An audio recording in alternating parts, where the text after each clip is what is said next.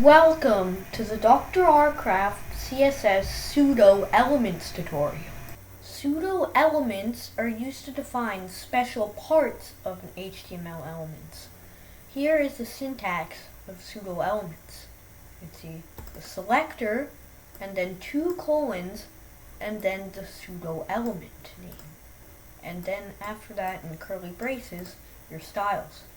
Notice that pseudo-classes have a single colon before them, while pseudo-elements have 2 colons. This is an attempt from the World Wide Web Consortium to make pseudo-classes and pseudo-elements easy to differentiate between. However, this is only the case in CSS 3. For backwards compatibility, you can still use single colon syntax for CSS 1 and CSS 2 pseudo-elements. Let's start with the first line pseudo-element, which selects the first line of any block element. You can see the first line has a color of red and a font size of 20 pixels. And you can change this however you like. It supports all text and font properties.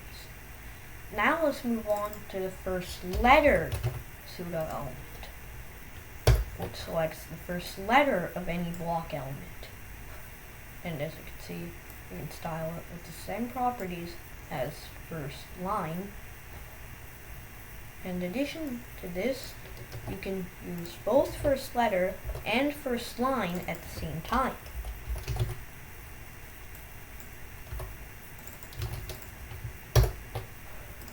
Like this. Now let's go to the before pseudo-element, which selects the part before the actual element's content. And you can adjust the content property to insert content before the element.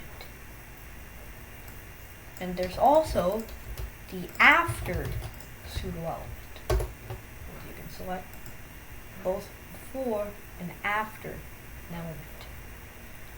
And the content property accepts both images and plain text.